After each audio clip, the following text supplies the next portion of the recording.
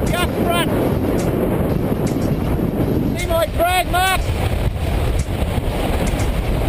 Greg's landed just up the road. He's okay. Oh, look at that wind.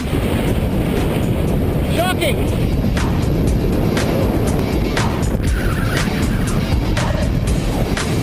Man, that was bad. We were going 5 kilometres an hour ground speed. That's mad. Oh well, we've got to organise a boat lift back to the mainland now.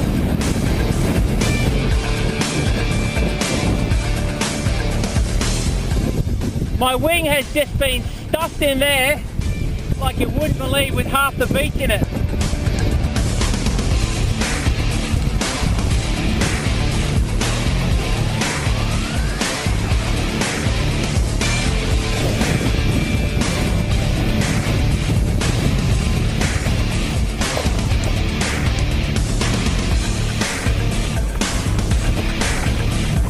Hey Greggy!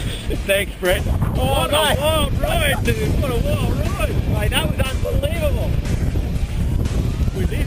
Yeah, I got dragged and I think Greg turtled. And then I got thrown to me footy. Blue, mate. Head first in the ground. You alright? Yeah.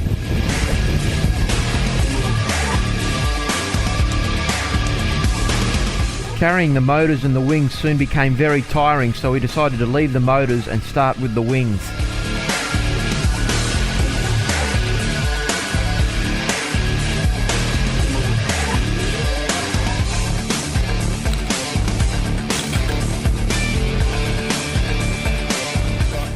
So normally this doesn't happen to me, but since I got this newbie with me, it's we can't go through there. It soon became clear we didn't have a clue where we were. Greg put his hand up to lead us out of this mess. Greg, he knows what he's doing.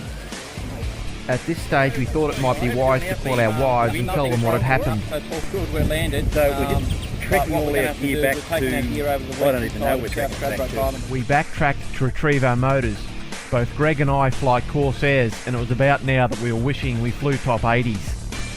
We didn't only have to contend with the weight of the motors on our back, our wings were full of sand which added another few kilos, plus every dune we went up got steeper and steeper and steeper. Well, it's nearly dark and we took another couple 100 metres through this thick brush. Still blowing a gale out here. We've got about another 10 minutes of light, so we're getting further into a pickle here. All good. Greg came back from a quick recon and it was time to ditch plan A and go to plan B. Backtrack, go to the beach and walk up that thing with a king. You reckon? We're not going to get through, mate. There's a major creek, scrub. I'm about to walk up. Okay, we got lost in the bushes, so now we've resorted to backtracking. We're now walking along the beach. Go the hardest one. And we're trying to look for a car track to the other side of the island. So we're both knackered.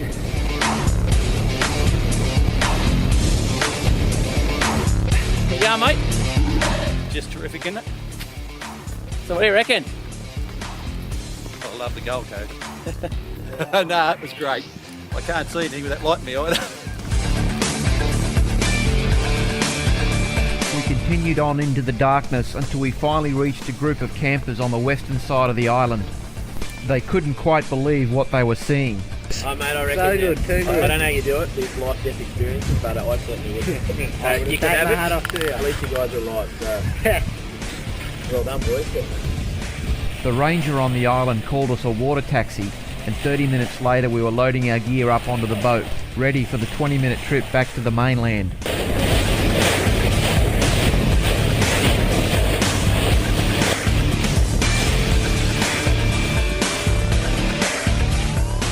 When I got home later that night, I was curious to see just exactly what the wind speed had got up to, so I went on to the weather site to have a look at the weather observations.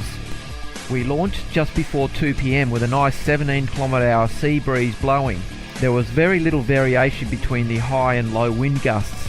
We'd been flying for just over an hour when the wind change hit us. I was amazed to see the difference in wind speed in such a short period. It's no wonder that we didn't have any penetration when we got hit by the wind. This time we got away with it relatively unscathed. Next time we might not be so lucky.